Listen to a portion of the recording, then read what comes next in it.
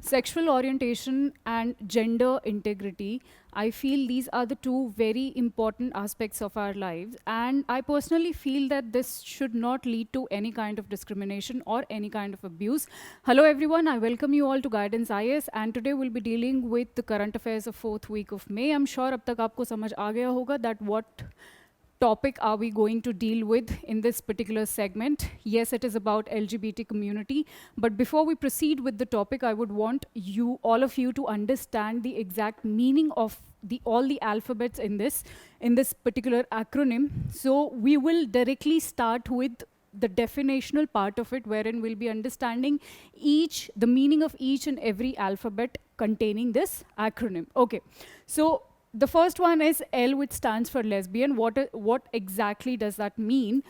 It is a self-identified, so let me just, yeah. So it is basically a self-identified woman who is romantically or sexually attracted to other self-identified women.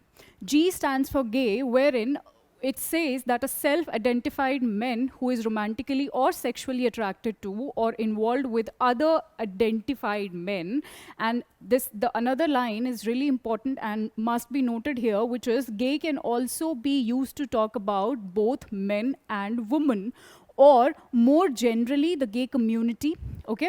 But it is commonly refers to men only, right? So this is something you can remember, and I am sure a lot of you must not be knowing about this. So B stands for bisexual, wherein a person who is romantically or sexually attracted to or individual with people of same gender or another gender, wherein you can say that both or all the genders is open to such attractions, right?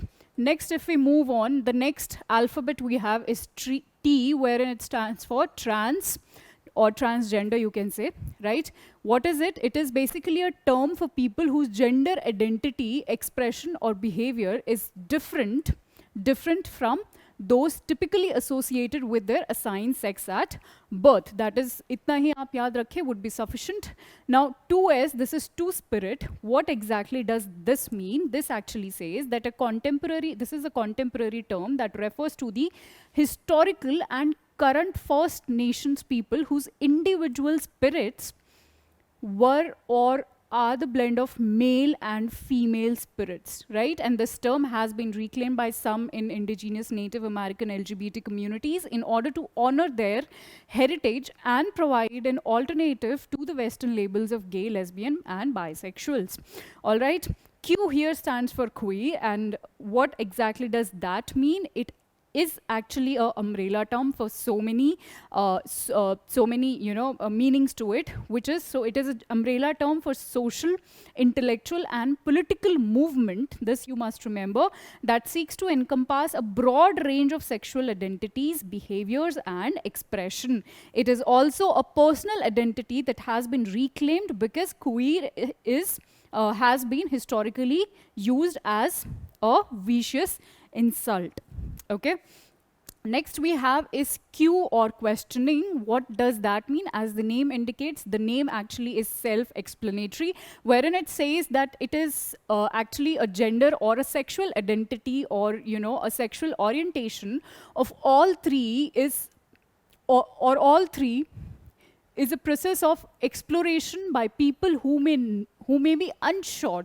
So those people who are unsure, right, still exploring and are concerned about applying a social label to themselves for various reasons, right? Now, I stands for intersex, which we can define as it is a term to describe people who are born with reproductive or sexual anatomy that does not fit typical definitions of male or female, right? And the term intersex and trans are distinct and should not be used interchangeably. So this point also you can remember that the term intersex and trans has two different meanings to it, which we have already covered. Next, we will see what or who asexuals are. So asexual, it is a new term to describe people who do not express sexual attraction. As the name indicates, they are asexual, which means they do not have or they do not express the sexual attraction. Asexuality is not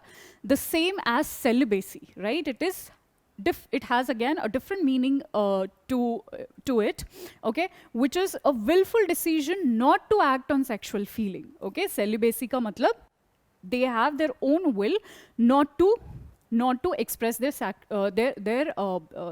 feelings, especially the sexual feelings, right?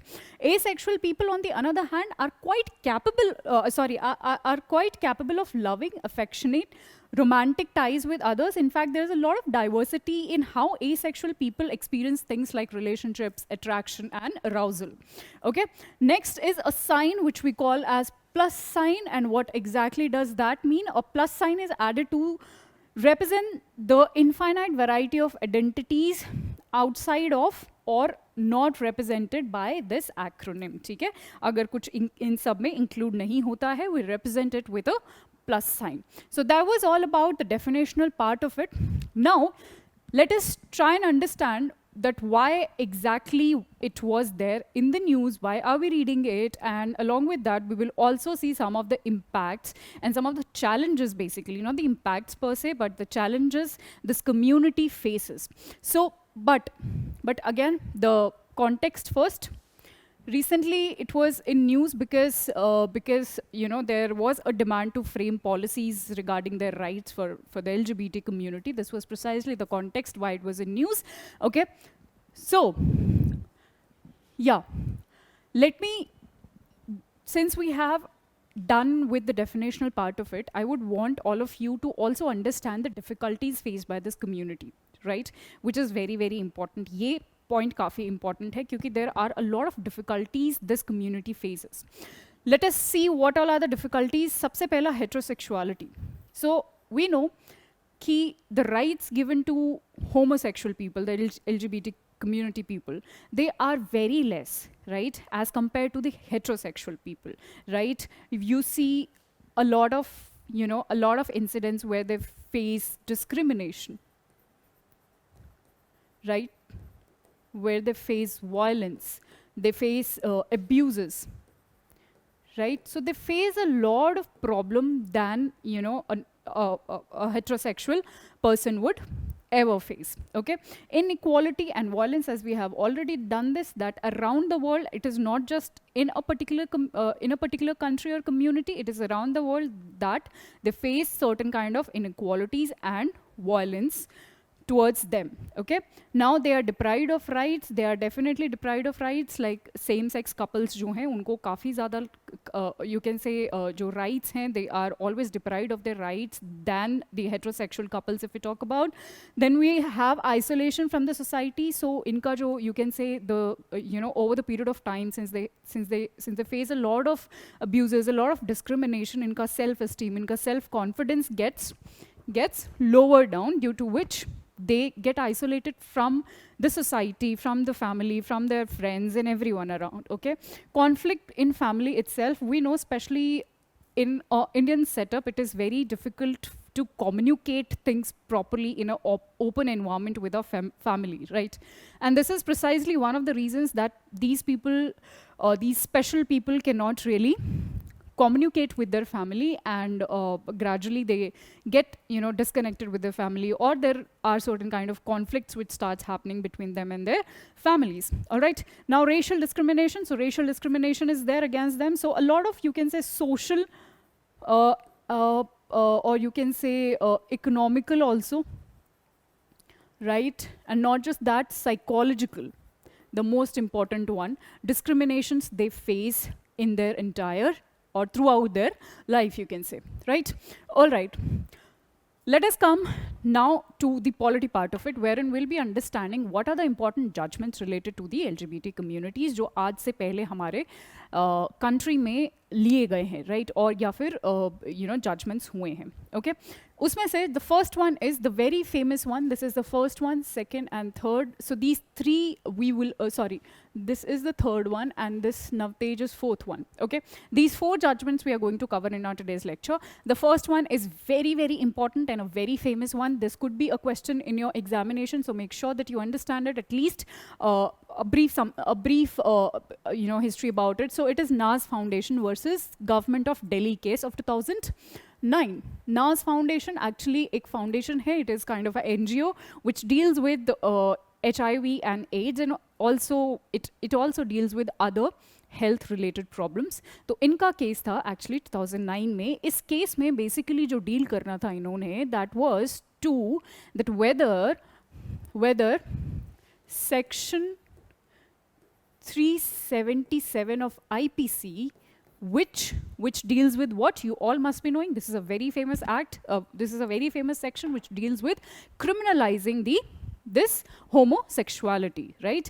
So Nas case में यही decide होना था whether 377 should be kept or should be removed, right? This was about 2009 I'm talking about. Then what happened in 2013, there was another case called Suresh Kaushal case, ठीक है, या फिर Suresh Kaushal judgment, right? Wherein, and it is again a very historical judgment, but a regressive one, not a progressive one. What happened in Suresh Kaushal case? Supreme Court criminalized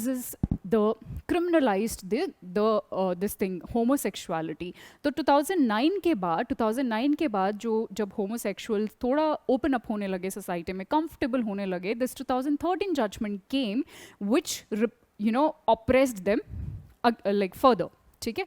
तो ये एक काफ़ी, you can say this Kaushal judgment was a regressive one, जिसकी वजह से एक global level पे भी हमारा काफ़ी criticism हुआ था, ठीक है? Okay, now in 2017 what happened? Supreme Court decided under the chairmanship of Dr. Justice Chandrachud, D.Y. Chandrachud, ठीक है, उनकी अध्यक्षता में, the Supreme Court decided that 2013 का जो judgment हमने लिया है Kaushal case में, we need to, or the Supreme Court needs to rectify the judgment, right? Then what the Supreme Court did in 2017, I'm talking about, in a very famous case, and it is known, just a second, yeah. So 2017, under Puttaswamy case, which is again very, very famous for this right to privacy thing, which comes under Article 21. Okay, so what exactly the code had to say about in this particular judgment, that it said that sexual orientation is an essential attribute of privacy. So this court says that sexual orientation is an essential attribute to privacy, right? This is what the court gave in its judgment, right? Puttaswamy case 2017. So you remember the chronology? I'll just write it down for you again. Just a quick revision. 2009, we know Nas, right? Okay? To remove section 377. Then what happened? 2013, Kaushal case, Suresh Kaushal case, जहाँ पर क्या हुआ? It criminalizes homosexuality, right? Which is again a regressive step to be done by such a large democracy like India. Then what happened to rectify this judgment? 2017, a new, you can say a bench or a judgment came in Puttaswamy case, wherein it gave reference to Article 21, that it is also, the sexual orientation is also an essential attribute to the privacy, right? Then what happened in 2018? Again, a very famous judgment, and let me just take you to this. 2018 mein what happened in Navtej Singh Johar versus Union of India. Again, this is very, very important. If you follow newspapers regularly, so I'm sure you all must have heard about this judgment of 2018. बहुत news में था, बहुत controversies में भी था, ठीक है? So let me just take you to the next slide for the better understanding of this particular case. सबसे पहले ये एक पांच judges की जो bench बैठी थी इस केस के लिए, ठीक है? उनमें से एक जज थे CJI Deepak Mishra, right? Chief Justice of India. Then the second one was Justice Nariman, then Justice AM Khan Milkar. Then we have the next one is Justice Indu Malhotra, a very famous और ये काफ़ी controversies में भी रहती हैं. Then we have the most important one for this case and even for the 2017 वाला जो Puttaswamy case था उनके लिए भी Justice D.Y. Chandrachud. Okay. Now, let me just tell you, since this is very important, let me just tell you what exactly happened or what was the exact judgment of this Navtej case, Singh Johar case. So this case basically that dismissed the position taken by Supreme Court in Kaushal case, right, of 2013, wherein it criminalized the homosexuality. तो इसी चीज़ को इन्होंने भी एक better तरीके से rectify करने की कोशिश करी, that the LGBTQ community constitute a minuscule minority, and so there was no need to decriminalize the homosexual case, right? So this was the judgment given in this particular case of 2018. So you need to remember the chronology along with the judgments. ठीक है? ये 4 important judgments हैं. You can quote in your mains examination if any question comes related to this particular topic, right? And since our today's context was that a document was released basically by ILO, which is International Labour Organization, on LGBTQ community. So now let us touch upon little bit about ILO also, which is International Labour Organization. It is a specialized agency of United Nations. This is a factual point which you have to remember, because UPSC can directly ask you about the agencies, and it can directly give you these options whether this particular agency is a specialized agency of United Nations or not. ये सुनने में बहुत easy लगता है, but when we are, when we are sitting in the examination hall, we tend to forget such things, such simple things, because of, you can say, a lack of revision. So make sure that you remember all the specialized agencies of United Nations, not just the ILO. Again, the year of formation was 1946. Headquarter is in Geneva, Switzerland. Then we have, this is important. So, जो भी international organizations होती हैं, there's this one thing you all must remember is whether India is a part of it or not, या फिर how India is related to it or how India is contributing to it, right? Or whether a particular organization is helping India or not. So Indian perspective हमारे लिए जानना बहुत ज़रूरी है, especially for our examination perspective. So yes, India is a member of International Labour Organization. That is also again a point to be remembered here. All right? Okay. So that was all about this topic. Up next, we have again a very historical and I would say a very, very progressive step our Supreme Court has recently taken. Let me just read these newspaper cuttings for you. And I'm sure इसी से आपको समझ आ जाएगा what exactly are we going to read. So the first cutting says Supreme Court wants full respect for sex workers.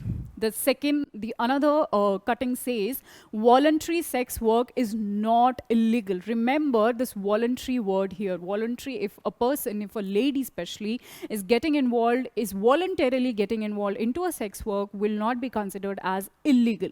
Right? Recommends Supreme Court panel. Then there's another news of the New India Express which says Apex Court recognizes prostitution as a profession. Says sex workers are entitled to equal protection of the law. Okay. Another one, it says that cops should treat sex workers with dignity, not abuse them. Right? This was again a statement which was given by Supreme Court. So by now you all must have this idea as to what are we going to deal in this particular segment. Yes, it is about the sex workers, because recently Supreme Court has recognized sex work as a profession. So what exactly are we going to deal in this topic? We will first understand what exactly was the verdict. ठीक है, verdict के हम सारे aspects यहाँ पर समझने की कोशिश करेंगे, कुछ कॉन्स्टिट्यूशनल आर्टिकल्स भी हम यहाँ पर जानने की कोशिश करेंगे, right? And then we will also see some of the challenges ahead, क्योंकि ये अभी पेपर्स में ही हुआ है. रियलिटी में there are so many challenges these people face. तो what all are those challenges they face? So let us start with the first thing, verdict. What was the real verdict? So verdict के लिए, before I get into this section 354C of IPC, I want to tell you that I have a cutting for you जहाँ पर exact judgment का नाम लिखा हुआ है, right? जहाँ पर जजमेंट को डिफाइन किया गया है, and since it was very important, इसलिए आई थॉट कि मैं इसको पूरा यहाँ पर रखूँ so that you all can read it. So let me just read it for you. So in the landmark decision of Supreme Court says that sex workers are entitled to equal protection.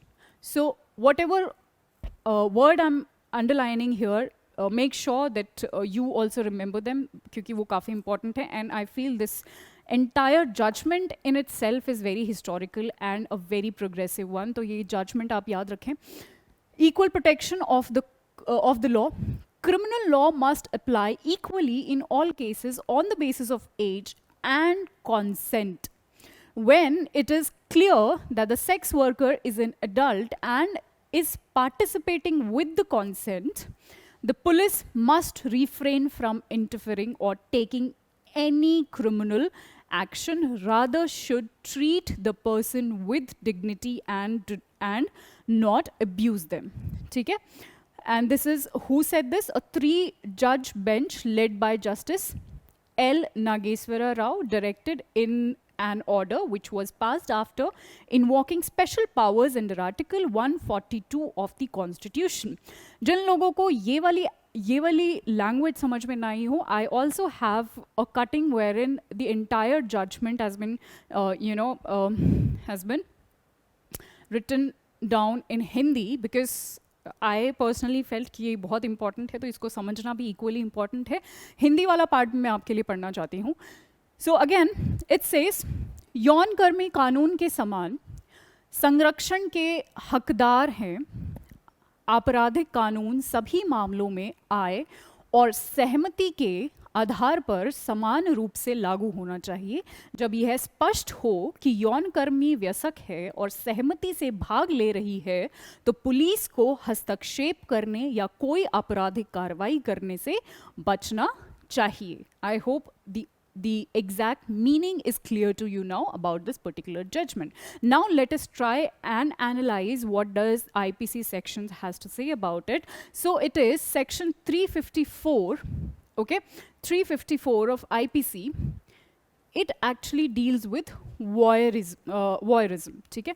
Voyeurism को ये criminalize करता है. It says कि though we have declared that or we have recognized sex work as a profession, but the Supreme Court says that under section 354C of IPC, voyeurism is still a criminal offense. ठीक है? It is still a criminal offense, but what do we actually understand by voyeurism? Voyeurism actually, this is a dictionary definition which I want to read it for you. This is a practice of gaining sexual pleasure from watching others when they are naked or engaged in sexual activity. या फिर हिंदी में हम इसको we also call as ताक झांक, right? But I'm sure इससे उतना clearly मतलब समझ नहीं आ रहा होगा. Then this English definition I've put it for you. All right. So this is one point wherein इसी के guidelines में या फिर इसी के verdict में Supreme Court has said. The next is Immoral Traffic Prevention Act of 1956. The Supreme Court said that it is the duty of the authorities to protect this community under this Immoral Traffic Prevention Act of 1956. All right. Next, we have state government's responsibility. What could be the state government's responsibility in this particular topic? Yes, you can guess it, I guess. State government की ये responsibility होनी चाहिए that they should arrange for the shelter homes, right? Why for the shelter homes? Because we know that there are a lot of women who are detained, against their will. तो उन लोगों को हम एक safe place पे पहुंचा सके और उनके राइट्स दिलवा सके. This is the basic idea behind arranging the shelter homes for such people, right? So state government shelter homes, right?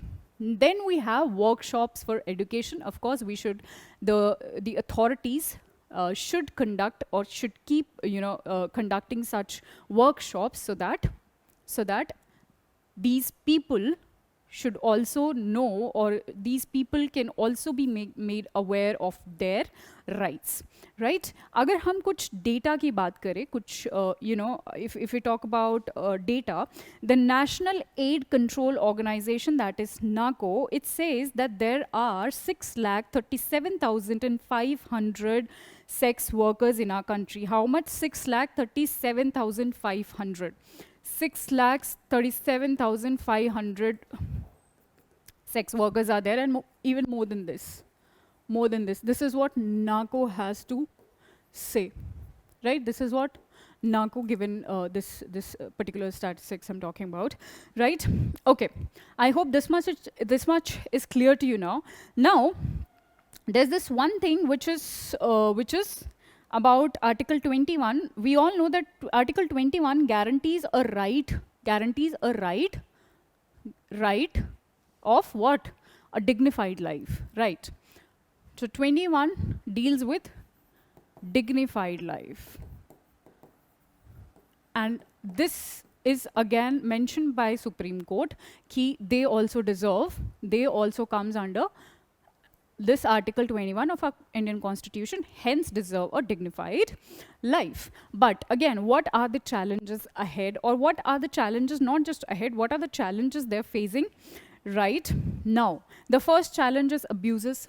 We have already discussed, from the authorities, from the police, from the society, from actually everyone. They had to face a lot of abuses. They do not have access to clean and safe housing. So again, it becomes the responsibility of the state government to provide such places to them, especially for those women who are detained against their will, okay? Then we have essential health services, or the medical legal care should be provided to such community, right? That's very essential and is a part of Article 21 of our Constitution, which deals with the right, right to life, okay?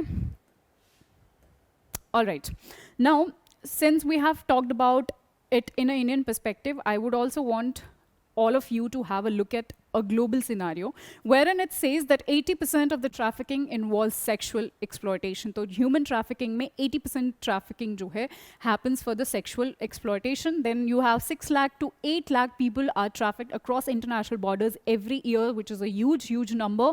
And 50% of the victims are under the age of 16. Again, it's again a very sad part. $32 billion, the global human trafficking industry produces this much, okay? This much dollars.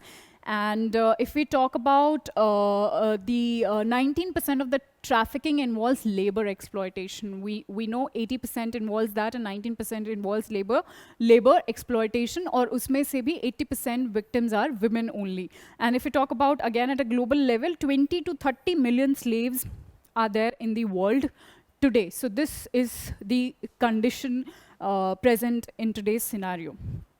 Okay, you can remember these figures. All right, so that was all about that segment. Moving ahead with our next segment, which is demand for separate Bhil Pradesh. Okay, in this particular topic, we are going to first understand what exactly is the context. What is this Bhil Pradesh we are talking about? Who are Bhils initially, okay? Then what is exactly the need that they're demanding a separate province, a separate Pradesh for them? तो क्या ज़रूरत उनको पड़ी? And then there is a famous massacre we are going to talk about here, Mangard Massacre. तो ये कुछ चीज़ें हम यहाँ पर deal करेंगे. We know India is a diverse country, right? We have so many languages, we have so many regions, we have so many cultures, right? उसी में से there is a community, there is a culture, you can say, there's a community जिनको हम भील कहते हैं. Bhil actually, this actually originated from where? It is basically a Indo-Aryan speaking ethnic group. Who they are? Indo-Aryan speaking ethnic group, right? And if we talk about their spread as to where exactly they're located, in what all states, so there would be majorly, I mean primarily there are 4 states they're located in. Rajasthan, Gujarat aap le lijiye, right? Then you have Maharashtra, also MP, right?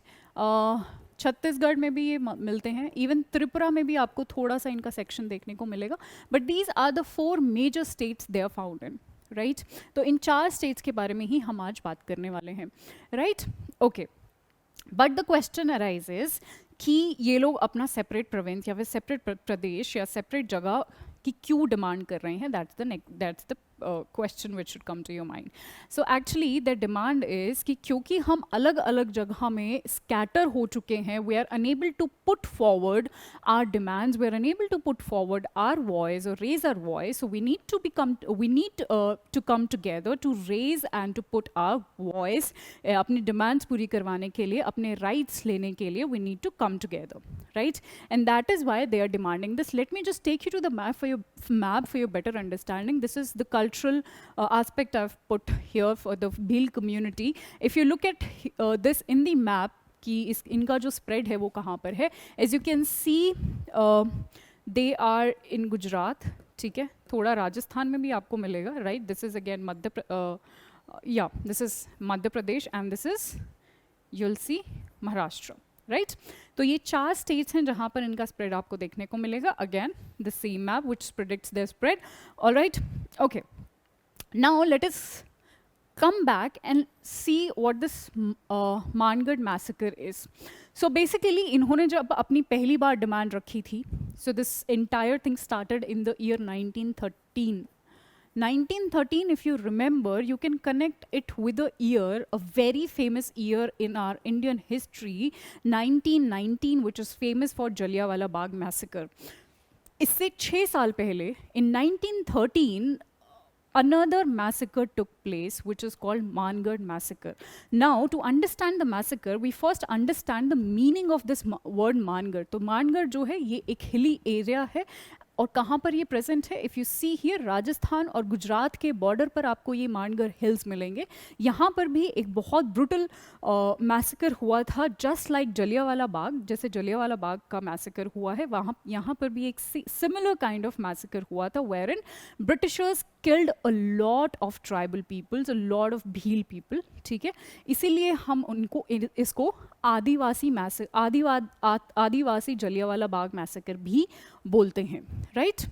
Okay, so this is the significance of Mangard Massacre. I hope it is clear to you now. So this was all about the demand for a separate Bhil Pradesh, right? I hope the location is clear to you. Why they are demanding this is clear to you now. All right?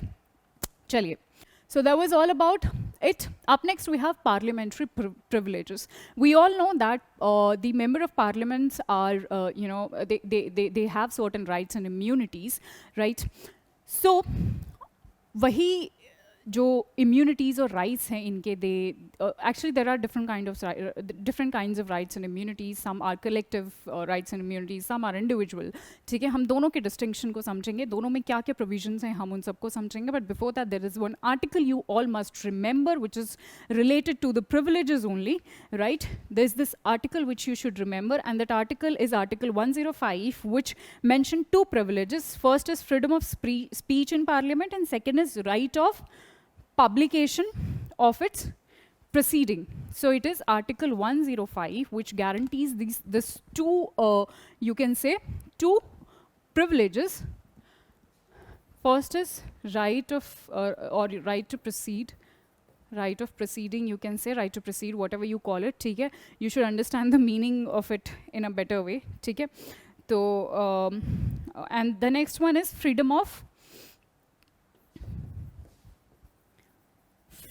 speech in the parliament, right? But here majorly we are concerned with the differences between the collective and the individual privileges. And for that, I have a chart for you, I have a table for you, wherein there is a clear-cut distinction present between the collective parliamentary privileges and the individual ones. Let me just read it out for you. So collective में 44th amendment, which was of 1978, these 2 amendments are really, really important, the 42nd one and the 44th one. 44th Amendment Act of 1978 restored the freedom of press to publish reports of Parliament without prior, ठीक है, but not of secret sitting. Secret sitting में तो सब कुछ case ही पूरा अलग हो जाता है, right? It basically excludes strangers from secret, okay, secret sittings, and it also make rule to regulate its own procedure. Punishments या फिर punish members, outsiders for breach of privileges, contempt, ये सब भी collective privilege में आता है, right? Right to receive information of the arrest, detention, etc. अगर किसी member का arrest, detention हो जाता है, they have the right to get all kind of information they want, right? Again comes under collective privileges of the parliamentary privileges. Next one we have institute inquiries plus order attendance of witnesses, etc. They can do that. Again a privilege. Next one is court can not inquire into the proceedings. ठीक है, no member from proceeding can be arrested without the permission of the presiding officer. This is again, ये क्या है, collective privileges में आता है, where in individual privileges are a bit different. Individual privileges में क्या आता है कि individual जो है, individual member can't be arrested during session of the parliament and 40 days before and after, right? But ये वाला जो privilege है is not available in the criminal cases, right? Next we have freedom of speech in parliament, which is not liable to anything said or what given in parliament plus committees. Then we have exempted from jury services. We can refuse to, they can refuse to give evidence and appear as a witness in pending cases. Agar koi session chal raha hai, they have the individual right or individual privilege to deny that. Okay. Again, there is one more thing I've put here, which will summarize the things in a better way for you, which says individual rights and immunities, और इधर है collective immunities and rights. यहाँ पर individual की बात करें तो individual has the freedom of speech in the house and they can communicate, right? या फिर किसी भी committee में उनको बोलना हो, they can do it. Then we have freedom from arrest. Civil actions की यहाँ पर बात हो रही है, criminal offences की बात नहीं हो रही है. They are also have this exception from the jury duty. Then we have exemption from being subpoenaed to attend court as a witness. We have already done that though, right? And then let us see some of the collective privileges and rights we have. This is just a quick summary of that, or just a revision, a quick revision of that. So to discipline those found in the breach of privileges or in contempt, and to remove the members of misconduct, to regulate its own internal affairs, including its debates, agendas, and facilities. It also includes to maintain the attendance and services of a member and to institute inquiries and demand papers, right? So these are some of the individual and collective rights and immunities of the house. Okay, chaliye. Moving ahead with our next topic, which is Law Commission of India. Actually, what happened in 2020, again, if you follow news, what happened in 2020, 22nd Law Commission of India, you know, हाँ जी, तो इसको this was formed, right? But उसके बाद there has not been any progress in this particular you know body, ठीक है? इसीलिए ये news में है. So this was about the contextual part of it, but हमारे लिए ज़्यादा important है is to understand the, you know, is to understand what the functions of Law Commission, the constitutional parts of Law Commission. तो सबसे पहले हम इसका काम ही देख लेते हैं, how, what exactly is the work of Law Commission. So it is an executive body established by an order of Government of India, right? It is an executive body. Originally in 1955 में बनी थी, and the commission is reconstituted every 3 years. Again, this is to be remembered here, a factual point. इसका composition की हम बात करें तो it has one chairman, like any other body, plus 4 members you'll find here, right? If you talk about roles and functions, it reviews the existing laws, which means कि अगर if center refers any, you know, any case to the Law Commission of India, and not just it takes the cases through references of the center, it can also take action suo motu. ठीक है, खुद भी ये ले सकते हैं action, right, in any particular judgment. Okay, the next one is it undertakes studies and research ताकि जो delays हैं in procedure या फिर cases में जो delays हैं उनको minimize कर सकें. All right. That was all about Law Commission, just a brief idea you can remember about it. Up next we have community forest right. Before we get into the analysis of the segment, we first try and understand the meaning of community forest reserve rights, or first let us see what community forest reserves are. उसके बाद हम rights को पे भी आएंगे.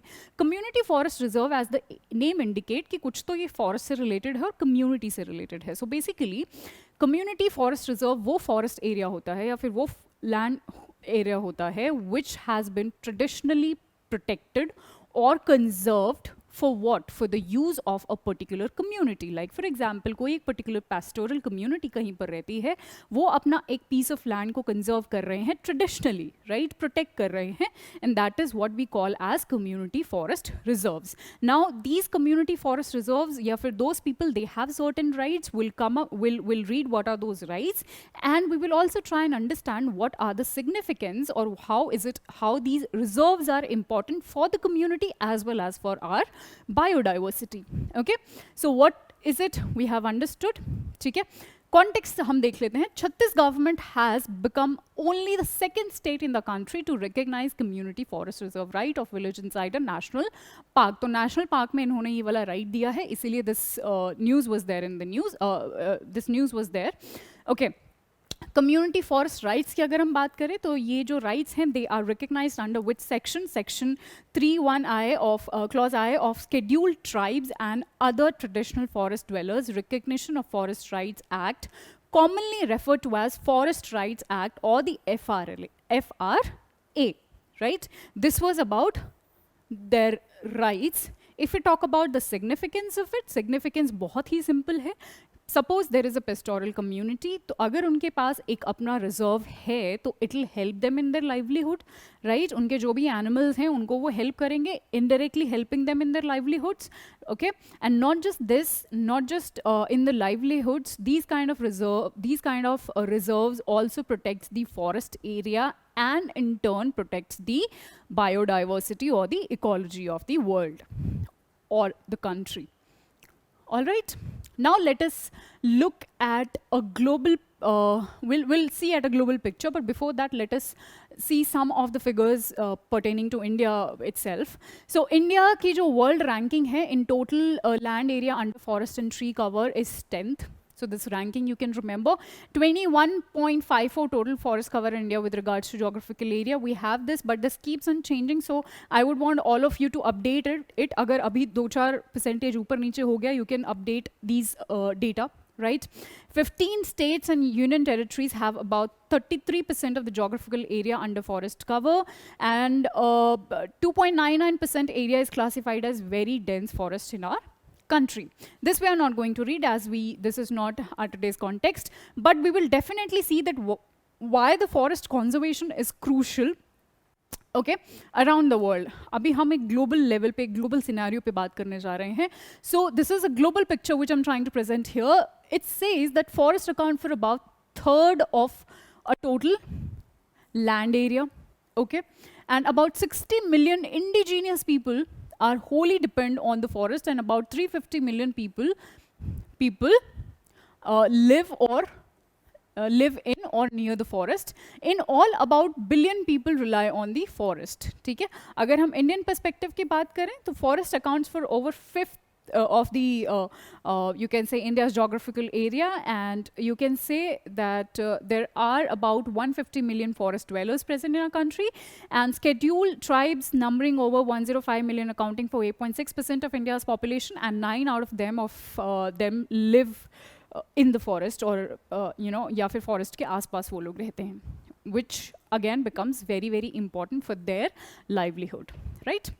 Okay, चलिए आगे बढ़ते हैं. Up next we have another topic, Indus water talks, जो कि India Pakistan में it keeps happening now and then. What recently has happened, we'll see that, but इसका जो स्टैटिक पोर्शन है वो हमारे लिए जानना बहुत ज़रूरी है. It's very easy, just briefly I am going to tell you, right. इस टॉपिक में बस ये है कि जो भी नए नए अपडेट्स इस पे आते हैं, you need to keep them, you need to keep updating your notes, जो भी नए अपडेट्स इस रिगार्डिंग आ रहे हैं. तो एक बारी you try to understand the static portion, उसके बाद जो भी अपडेट्स आते हैं just jot them down. All right. Recently, India and Pakistan have begun another round of permanent Indus Commission meeting that is held annually under Indus Water Treaty. of 1960. So एक चीज़ तो clear हुई, this is a treaty of 1960. We'll go to other points as well. And for that you need to look at this picture.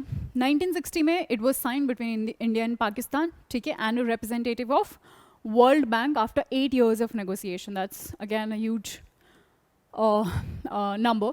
Partition of India cut across the Indus River basin, which has the Indus River plus 5 of its main tributaries. अगर हम Western rivers और Eastern rivers की बात करें, Western rivers और Eastern rivers में इसको divide किया गया था. Western rivers में चेनाब, झेलम और इंडस आती हैं, and Eastern rivers में फिर talk about Sutlej, Beas and Ravi, जो कि इंडिया के उसमें आए थे, you know, in our part. India's rights over these rivers are limited क्योंकि ये पाकिस्तान को belong करती हैं. हमारे rights इन पे limited है, though we have rights, but it's limited. It's like we can do irrigation, we can do fisheries, we can do navigation in this part, but not we can't rely completely on this water. Okay, and it set up for irrigation, runoff water power plants, very limited storage, domestic use के लिए हम इसको इस पानी को use कर सकते हैं. On the other hand, Sutlej, Beas, Ravi, ये हमारा we have exclusive rights over these 3 rivers, right? If you see in the map, तो यहाँ पर आपको दिखेगा, right? So Indus starts from here, right? Then you'll see Jhelum starts from Verinag, ठीक है? And then you have Chenab here, right? ये Baglihar dam है इस पे. Then Ravi, Beas is the only river which flows only in India, ठीक है? वो बाहर नहीं जाती है. Satluj, as you can see here. So ये mapping portion भी हमारे लिए काफ़ी important है. Make sure you remember all the tributaries, you know, along with their exact position and through which all states it flows, ठीक है? ये सब आप याद रखें, very very important. Indus हो गया, Kaveri हो गया, Ganga हो गया. There are few of these rivers which are very important for our examination perspective, as these are one of the longest rivers also. Even Brahmaputra also. Brahmaputra पे UPSC has asked question also. Teesta river, Teesta के बारे में question आया था. So that's again a tributary of Brahmaputra. They've asked question about it. So make sure that you have river mapping in your hand, okay, before your examination. Moving ahead, Palestine issue damaged India-Israel relation. So, I think यहाँ पर there are 2 aspects we are going to deal with in this particular segment. One is what? One is the issue itself between Israel and Palestine, ठीक है? Its historical background. And the second one is the Indian perspective, ठीक है? As to how the relationship is, you know, about the relationship between the 2 countries, right? But first, I would want that we understand the relationship or the historical background of this conflict between Israel and Palestine, right? So the story starts thousands of years ago. बहुत पहले की ये story है. You all must have heard how Hitler, you know, treated Jews. ठीक है? And at that time, Jews had to face a lot of hatred, a lot of violence, a lot of abuse, right? We all are aware of that phase, ठीक है? And that was the phase, it was till late 1800s, that Jews started feeling that if, you know, if we have to live peacefully, see, this one thing was very much clear to them, that no country is going to accept us, and if we have to live peacefully, we need to create our own country, a Jewish country, right? And to accomplish this, what exactly they did in 1880, I'm talking about 1880, 1880s or 1881 to be precise, they took the first step to accomplish their goal of establishing a new country for themselves. And 1881, they did a large scale migration towards Palestine, right? Now the question which might come to your mind is, why Palestine only? They could have gone anywhere, but why Palestine? Palestine ka capital we know is Jerusalem, and Jerusalem was the holiest place, or is in fact the holiest place for Jews. Isliye they decided to migrate to Palestine, right? Okay, Palestine में उन्होंने migrate करना शुरू किया, but okay, let me just, before I continue with the story, let me just first take you to the map ताकि आप connect कर पाओ कि which exact location I'm talking about. So let's just have a look at this map. This is the map जहाँ पर मैंने Indian perspective से Israel को दिखाने की कोशिश करी है. This is India, as you can see here, right. This is India, और इसके पर्सपेक्टिव से में अगर हम वेस्टर्न साइड में चलेंगे, you will see Israel there, right. Israel Palestine दोनों वहाँ पर आपको देखने को मिलेंगे. If we zoom it in here to Israel, you will see this is the part. यहाँ पर ये मेडिटेरेनियन सी है, again a very very very important sea. UPSC का फेवरेट आप बोल सकते हो, राइट. Then you have this part, you will see here is Golan Heights. I will in a while also going to tell you the significance of Golan Heights, और ये actually कहाँ से आप बोल सकते हो, the origin of Golan Heights, Gaza Strip और West Bank, ये सब हम पढ़ेंगे, don't worry, while we proceed with the story I was telling you just a while ago. Okay, this is Tel Aviv, right. Then you have West Bank, you'll see here Gaza Strip. आपको ये छोटा सा strip देखने को मिलेगा, Gaza strip हम बोलते हैं. This is Egypt, Saudi, and this is Dead Sea, a water body you'll see here. This is Jordan. Jordan has also an important location because UPSC again has asked question about Jordan. ठीक है. Syria आपको यहाँ देखने को मिलेगा, Lebanon, बेरट, Damascus आपको यहाँ देखने को मिलेगा, right. And this is the disputed territory. Alright, so we were talking about the story, right. हम 1881 तक पहुंच चुके थे. 1881 में उन्होंने अपना मास जो है, आई मीन मास माइग्रेशन और large scale migration they started, right. So but after this migration, and this one thing you need to remember कि उनके माइग्रेशन के टाइम पे देयर वाज नो इजराइल, ठीक है. एज सच कोई country नहीं बनी थी. There was no West Bank, there was no Gaza Strip. The entire area used to come under Ottoman Empire at the time, if we talk about, ठीक है. फिर आता है वर्ल्ड वॉर 1 का टाइम, ठीक है. 1914 1915 की हम बात कर रहे हैं, ठीक है. वर्ल्ड वॉर 1 का टाइम आता है, where in the British occupied this entire area, ठीक है. ब्रिटिश ऑक्यूपाई करने के बाद, ब्रिटिशर्स ने जब ये ऑक्यूपाई किया, British called it as British Mandate of Palestine. They called it what? British Mandate of Palestine, right. British call it this, right. And what Britishers did, Britishers actually encouraged the migration of Jewish people to this area, which of course became a cause of conflict between the Arabs and the Jews, right. So Arabs versus Jews का जो conflict है वो शुरू हुआ. Of course अगर आप किसी के अगर if you migrate to somebody some area, तो वहाँ के जो लोग हैं उनके कॉन्फ्लिक्ट में आप आओगे ही, right. So and gradually Britishers के साथ भी ज्यूज़ के कुछ कॉन्फ्लिक्ट स्टार्ट होने लगे. But to resolve this entire issue, United Nation jumped in, and United Nation gave a theory or gave a proposal to divide the area, to divide the entire area. But how? So they decided, let me just write it down for you.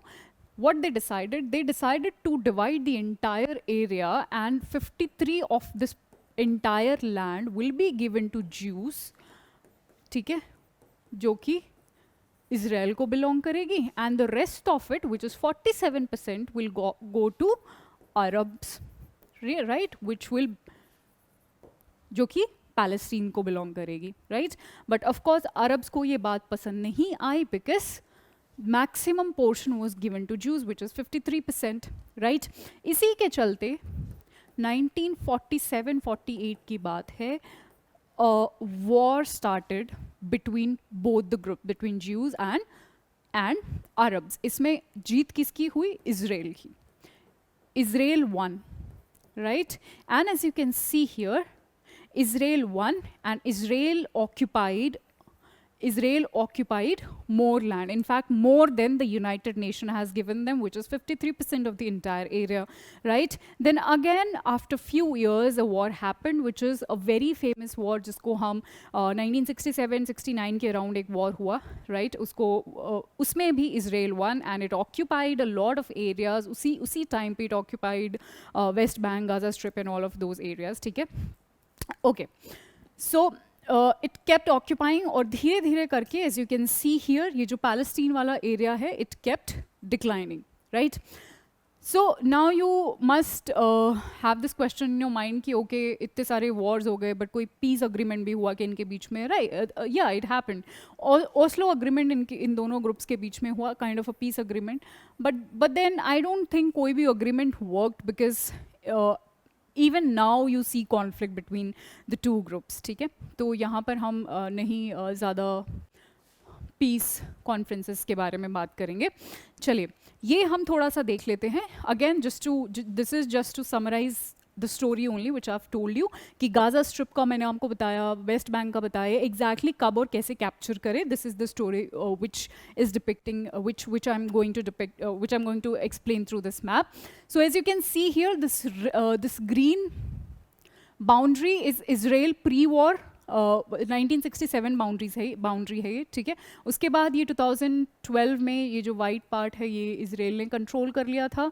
2012 ये जो ये छोटा सा portion है, this is Palestine वाला portion, ठीक. Gaza strip, if you see here, this is that small strip I was talking about, ठीक है. Gaza strip it was captured in 1967 from which country? Egypt, ठीक है. इजिप्ट से ये capture कर लिया गया था, राइट. अभी इसका स्टेटस क्या है? 2005 में Israel pulled out its troop and settlers under the control of Palestinians. अगर हम गोलन हाइट्स की बात करें तो गोलन हाइट्स सीरिया से कैप्चर किया गया था again in 1967. If you talk about the status, it says that Israel's 1981 annexation not international, it is not internationally recognised also. West Bank की हम बात कर लेते हैं और ईस्ट जेरूसलम की भी बात कर लेते हैं. Again it was captured in 1967 only, but कहाँ से? जॉर्डन से इसको कैप्चर किया गया था.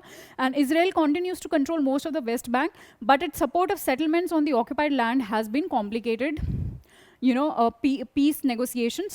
तो ये basically present status है और कहाँ से कौन से पार्ट को कैप्चर करा गया था is a little bit you know story about that. All right, okay.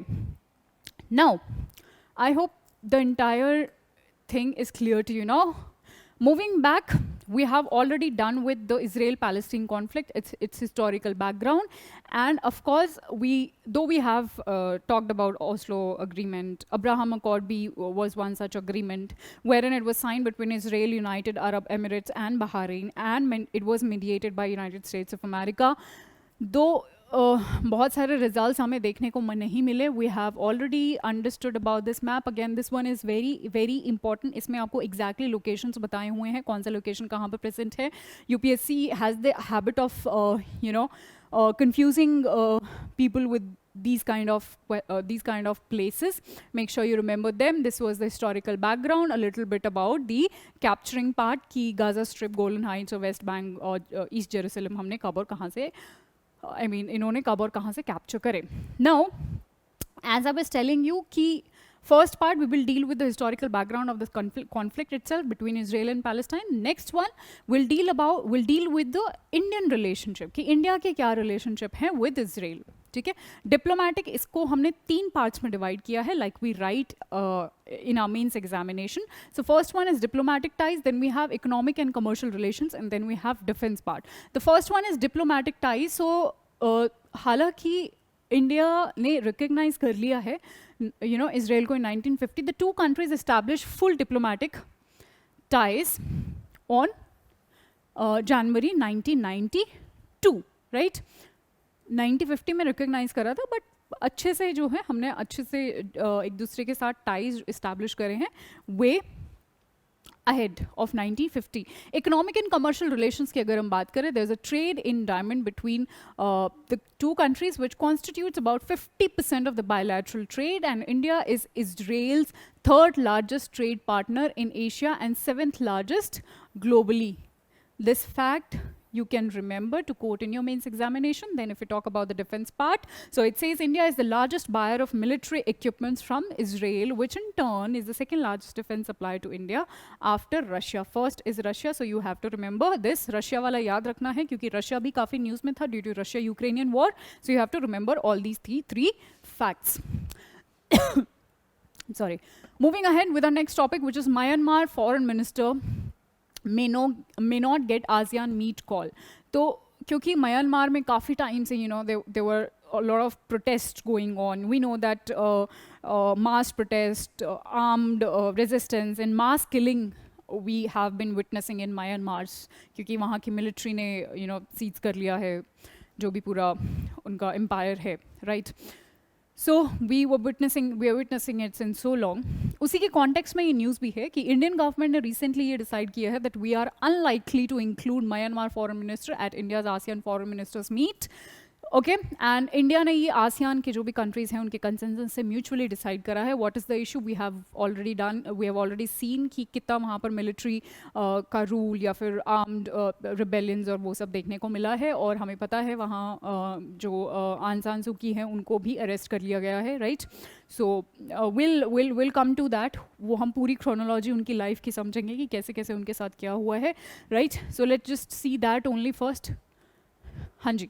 So this is Myanmar, as you can see here. If you see it with the Indian perspective, this is India. यहाँ पर आपको Myanmar देखने को मिलेगा, right? Myanmar with respect to India, right? Mandalay आपको देखने को मिलेगा. Neighboring countries में आपको China, Laos, Thailand भी देखने को मिलेगा, right? ये पहले इसकी capital थी Yangon, right?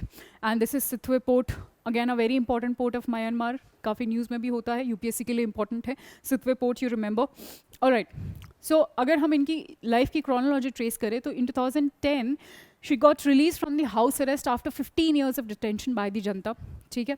2016 में क्या हुआ? She assumed de facto national leadership in the role of state councillor. 2015 में leads NLD's National League for Democracy, इनकी पार्टी का नाम है. 2 landslide election victory in the country's first democratic elections हुए थे, right? 2020 में leads NLD to second landslide victory. Again she won, but in 2021 she got arrested hours before new parliament due to convene. Okay, तो ये थोड़ा सा आप background देख सकते हैं. Rest we know, rest we see in the news की क्या क्या चीज़ें हो रही हैं with her. She was a Nobel Peace Prize laureate also, and a lot of things are happening with her in her country, so that we keep witnessing every day in the newspaper. Yeah, up next we have UN Habitat. Let's directly jump to the context, what exactly the context has to say. United Nations Habitat has identified various pressing issues posing challenge for urban planners of Jaipur city. Since this is related with our country, that is why I had to put this topic in this segment or in this slide. Before we move further, let us understand UN ka jo basic, about UN Habitat. So it is basically for human settlement and sustainable urban development. What is this basically for? For human settlement.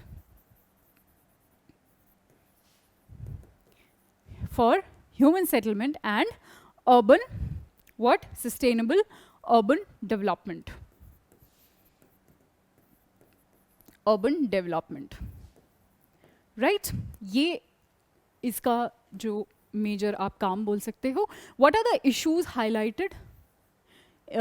UN Habitat ने क्या issues highlight करे हैं? First is, and these are self-explanatory. I don't think there is any need to explain these issues. First is rapid expansion of cities. Second is weak urban mobility. Then we have extreme level of drought during summer and also urban floods भी हम witness करते हैं. So drought and floods दोनों ही extreme हम face करने लग रहे हैं. These are some of the points they've highlighted as issues faced by the city.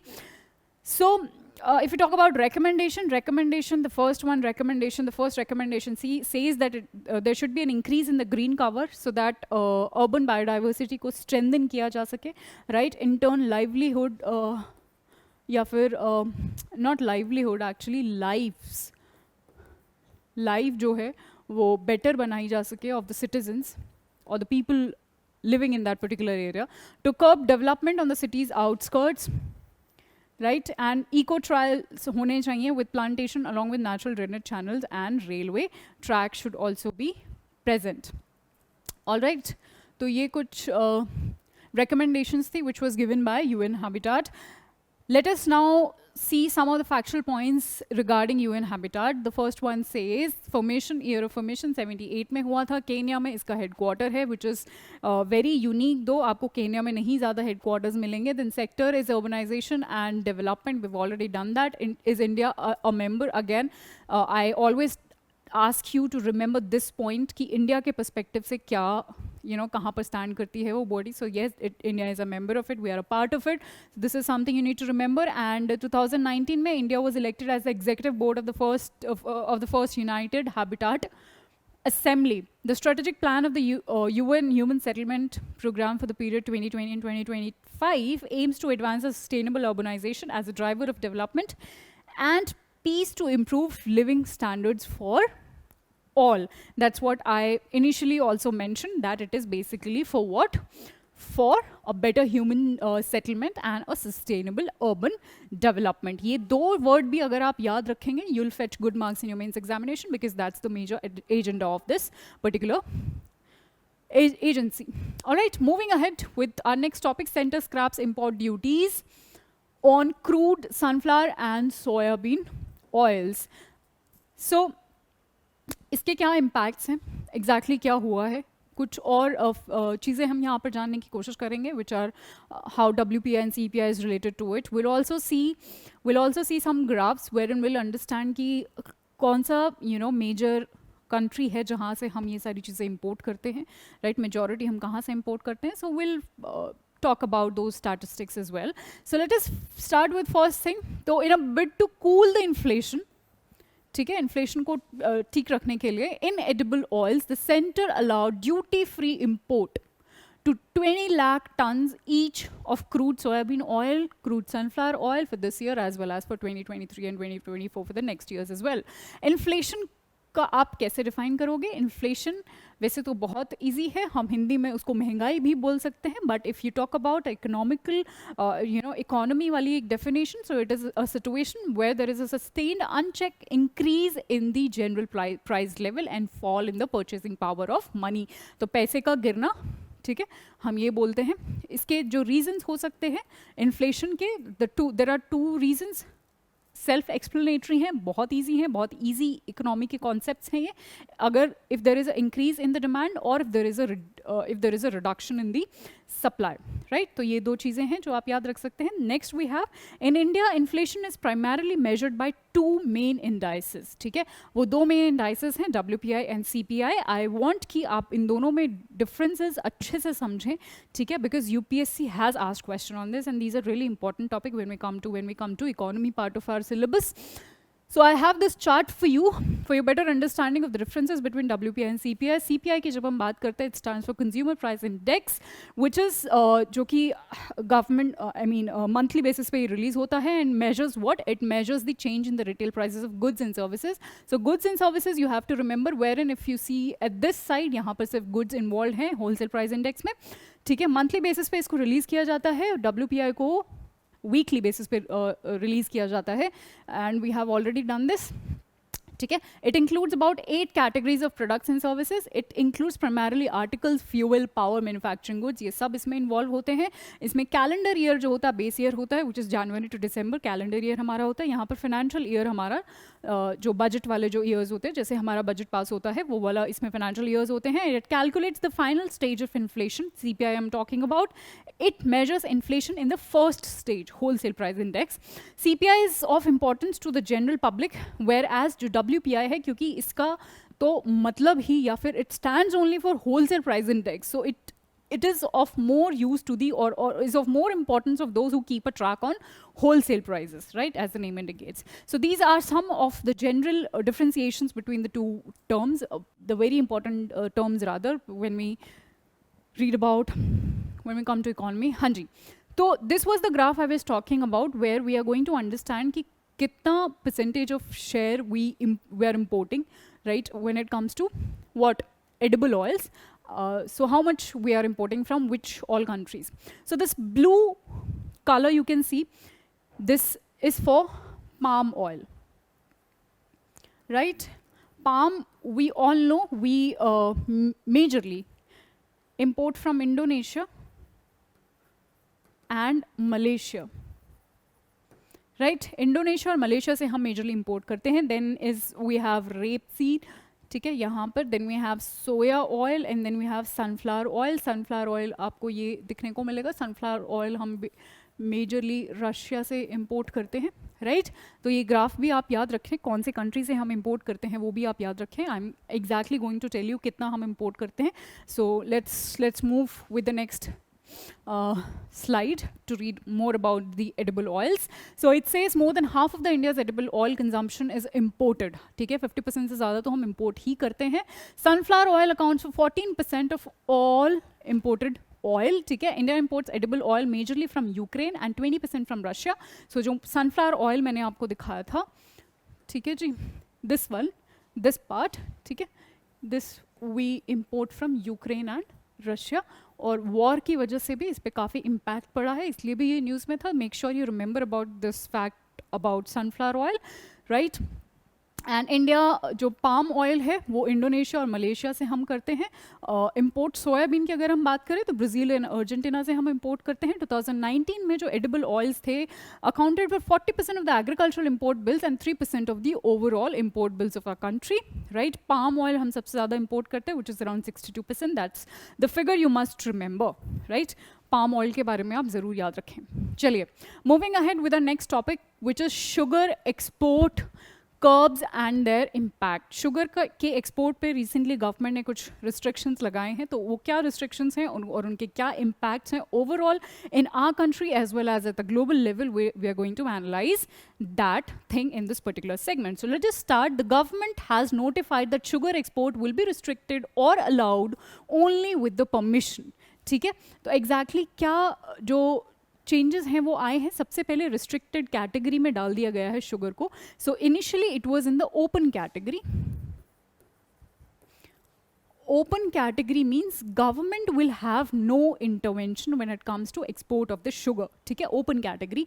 But now it has been shifted to restricted category, which means कि अब यहाँ पर कुछ restrictions होंगे when it comes to exporting the sugar, right? Specific permission, तो कुछ export करने के लिए अभी हमें specific permissions की ज़रूरत पड़ेगी from the concerned authorities, from the concerned ministries and concerned departments of those ministries. Re-export और refined sugars के लिए भी हमें अब एक permission की ज़रूरत पड़ेगी. So you can say exports के लिए हमने permission को increase कर दिया है या mandatory बना दिया है through different departments or the ministries. ठीक है, but the question is why did we do this? हमने ये कर्ब्स क्यों लगाए हैं? So basically हमारी डोमेस्टिक अवेलेबिलिटी पे कोई इम्पैक्ट ना पड़े. This only could be the reason. ठीक है, कि हम अपने यहाँ पर कुछ कमी नहीं होनी चाहिए, राइट. We first we make sure कि our country doesn't face any problem, then only we can think of exporting the products, right. So domestic availability को maintain करने के लिए, price stability को maintain करने के लिए, this is again a very very important point. ये दो point भी अगर आप याद रखें, again it will help you getting good marks in your mains examination. First is to maintain the domestic availability and to maintain the price stability. ठीक है, price में फ्लक्चुएशन ज़्यादा नहीं होने चाहिए. Next we have export if allowed can lead to supply constraint for around 3 months in the next season, and if there is a scarcity of backup stocks during this period then prices can escalate in the domestic market. तो ये सब भी कुछ चीज़ें हो सकती है. Impact इसका यही होगा कि कुछ ग्लोबल लेवल पे कुछ फ्लक्चुएशंस आ सकती हैं क्योंकि हमने अब एक्सपोर्ट कम कर दिया है, तो there could be some price rise at the global level and all those things could happen. Okay, चलिए अभी कुछ स्टैटिस्टिक्स देख लेते हैं, कुछ फैक्ट्स देख लेते हैं.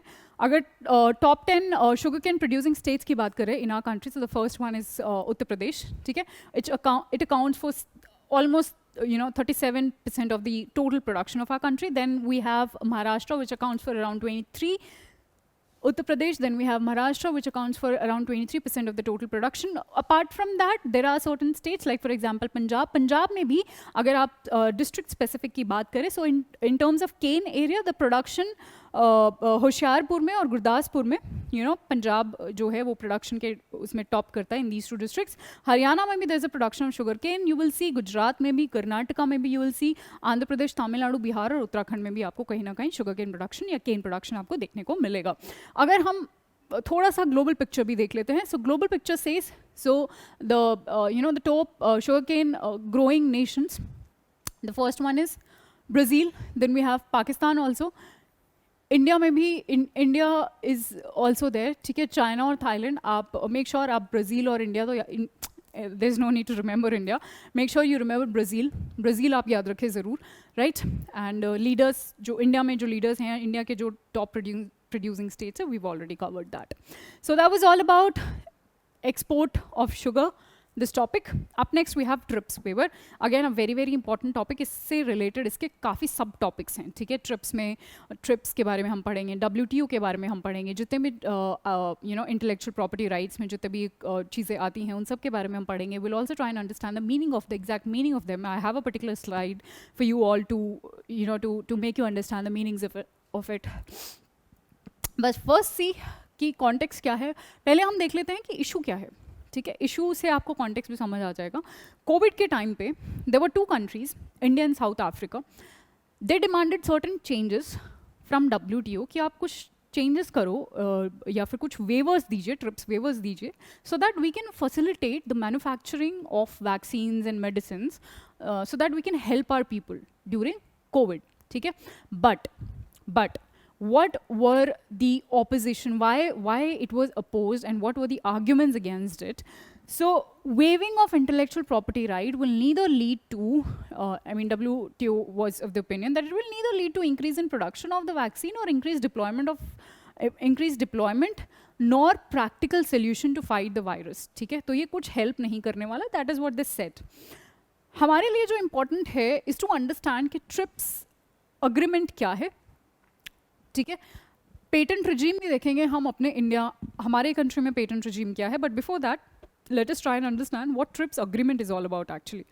जो ये पूरा अग्रीमेंट है, so this agreement plays a very critical role in facilitating trade, in knowledge and creativity, in resolving trade dispute over intellectual properties, and in assuring WTO members to achieve their domestic objectives.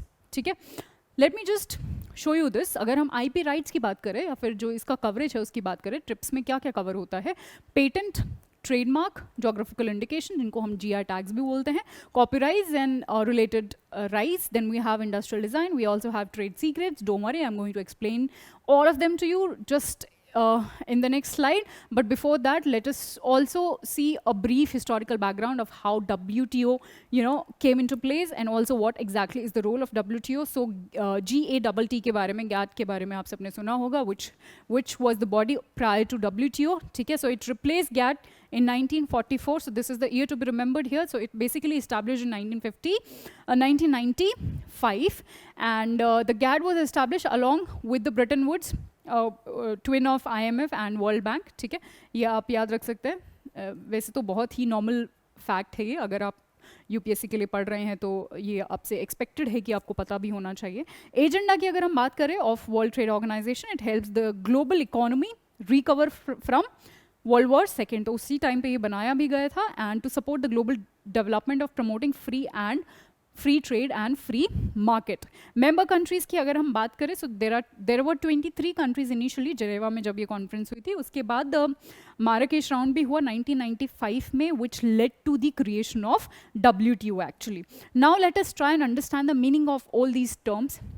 So the first would be patent. Patent क्या होता है? Patent actually is granted for the invention of new products. ठीक है, या फिर आपने बहुत बारी सुना होगा कि अच्छा कुछ इन्वेंट करा है जो आज से पहले नहीं हुआ था, उसका पेटेंट करा लेते हैं, right?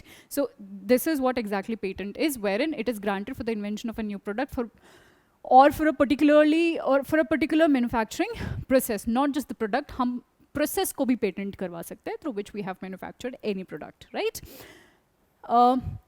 It is valid for 20 years. That's what you need to remember. ठीक है, comes under DPIIT जो कि Ministry of Commerce and Industry में आता है, ये आप याद रखें. ठीक है, कॉपीराइट किसको कहते हैं? It is granted for literary या फिर बुक्स के जो फील्ड होते हैं, या फिर आर्टिस्टिक वर्क, या फिर कोई ट्रेडिशनल नॉलेज है किसी पर्टिकुलर कम्युनिटी की या फिर किसी पर्टिकुलर जगह की. ठीक है, उस ट्रेडिशनल नॉलेज की they can not be copyrighted. Okay, this is for valid for 60 years and this comes under MHRD. ये थोड़ा एक्सेप्शनल है, ये MHRD के अंदर आता है, बाकी आप कॉमर्स मिनिस्ट्री के अंदर ही देखोगे. This comes under MHRD, so this you can remember. जो भी एक्सेप्शंस होते हैं आप वो याद रख सकते हैं. एक्सेप्शंस पूछे जाने की जो पॉसिबिलिटी होती है, it is always more. Trademark क्या है? Science and phrases that distinguish product of one enterprise from the other, we call them as trademark. Trademark Act of 1990 में ये आता है, valid for 10 years and comes under the same ministry, DPIIT, Ministry of Commerce and Industry. Then we have GI tags or geographical indications. It is to indicate the product of a particular geographical area. We all know that. ठीक है. Industrial designs क्या है? Granted to protect the design of a product. For example, Coca-Cola contour bottle design is protected under this. Next one is rights over new plant varieties, and this is again important.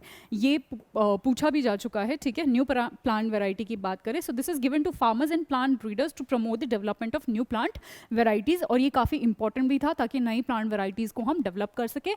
And it has given protection of plant varieties and Farmers' Right Act of 2001. So this also holds a legal status to it, right? So that was also important. Hanji, so that was all about TRIPS waiver. Moving ahead with our next subject, social issues. Society and social issues. The first topic being PM care for children.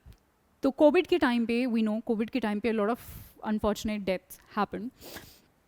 So to support children, such children, those who lost their parents during COVID, this scheme came up.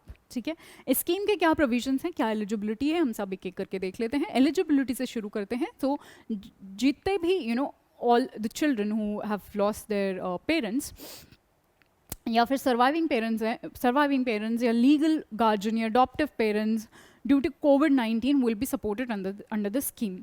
Now what are the benefits? Question आता है कि क्या benefits exactly government देने वाली है to such children. So the benefits would be एक 10 लाख का corpus उनको प्रोवाइड किया जाएगा हर एक बच्चे को, जिसमें 18 ईयर्स ऑफ एज तक उनको यहाँ से मंथली कुछ स्टाइपेंड दिया जाएगा. ठीक है, and after a certain age around 23 और something, after a certain age आपको एक लमसम अमाउंट भी दिया जाएगा for your higher education and for your professional use basically. ठीक है, next we have school education for children under 10 years. तो इसमें आपको जो है केवीज़ में आपका एडमिशन हो सकता है. Then you have school education for children between 11 to 18 years. इसमें आपके दो इंस्टीट्यूशंस को रिकग्नाइज करा गया है, which is Sainik schools and Navodaya Vidyalaya. ठीक है, and it will also give support for higher education to such children. Not just this, health insurance bhi isme aayega. They will be included as under this scheme as a beneficiary under which scheme? Ayushman Bharat scheme. Again a very important scheme for your examination perspective. काफ़ी news में भी रहती है, जब से शुरू हुई है तब से ये न्यूज़ में है, so important हो जाती है. Just a quick revision of this particular scheme, though we have done all the aspects of this. Just a quick revision. Monthly stipend दिया जाएगा 18 years तक, right? फिर 23 का हो जाने के बाद एक लमसम अमाउंट भी आपको दिया जाएगा for your professional use. Then Covid की वजह से जो है चिल्ड्रन उनको हेल्प करने के लिए 10 lakh we have free education भी आपको दी जाएगी. और हमने उसमें भी पढ़ लिया 10 साल तक के बच्चों को क्या और 11 से 18 साल के बच्चों को क्या दिया जाएगा. हेल्थ इंश्योरेंस भी दिया जाएगा 5 लाख तक का under Ayushman Bharat scheme, right. और एजुकेशन लोन भी प्रोवाइड किया जाएगा फॉर हायर एजुकेशन, जिसका जो है and interest will be paid from PM cares fund जो है हमने क्रिएट किया था कोविड के टाइम पे, उससे इंटरेस्ट आपका पे करा जाएगा उन बच्चों के लिए. अप नेक्स्ट वी हैव जल जीवन मिशन. अगेन इम्पॉर्टेंट स्कीम है. गवर्नमेंट स्कीम्स हमारे लिए सारी इंपॉर्टेंट होती हैं, स्पेशली जो न्यूज़ में होती हैं. हमें मेक श्योर कि कुछ जो इम्पॉर्टेंट उनके प्रोविजंस हैं ना वो तो आप याद रखें. ठीक है, I am not asking you to remember everything about the scheme or just remember all the schemes. It is almost impossible to remember everything, right?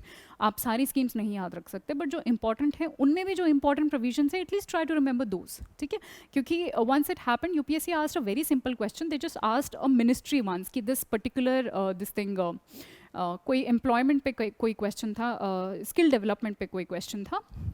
ठीक है, कि ये वाली जो है particular चीज़ या स्कीम कौन सी मिनिस्ट्री के अंडर आता है. तो इतने सिंपल क्वेश्चंस भी आ जाते हैं कई बारी, and you can't afford to miss on those questions specially, right.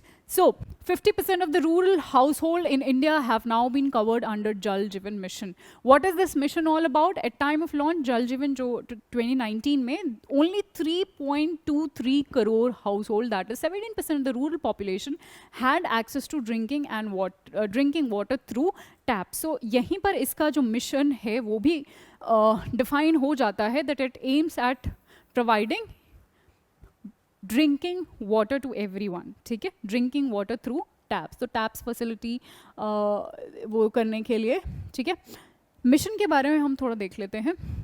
So it is to provide the piped water supply to all rural household 24 तक, ठीक है, नेक्स्ट ईयर तक सब आपको ड्रिंकिंग वाटर सप्लाई या फिर टैप फैसिलिटीज़ हर घर में होना चाहिए. Integrated demand and supply side management of water at local levels, ठीक, right? And it will also converge with the central and the state schemes. Apart from that, creation of local infrastructure for rainwater harvesting, groundwater recharge, and management of household waste water for reuse in agriculture will also be what included under this rainwater harvesting point is really important. ये अलग से भी question आ सकता है. I mean, अगर कोई भी question आ सकता है, you can definitely quote this rainwater harvesting and Jal Jeevan Mission in your answer.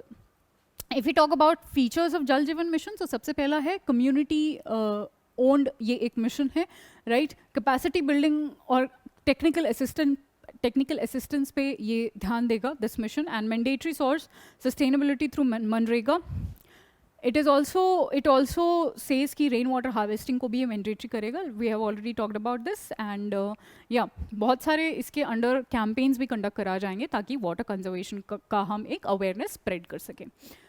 All right, हाँ जी. So this mission basically ensures what? That there should be a functionality of the existing water supply system and water connection.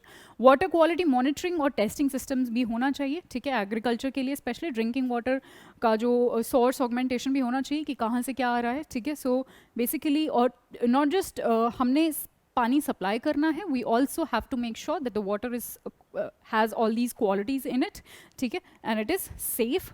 Proper treatment uska ho, all those things also we are going to ensure under this, right? Talking about the implementation part of it, so यहाँ पर एक community approach होने वाली है when we talk about the implementation of it.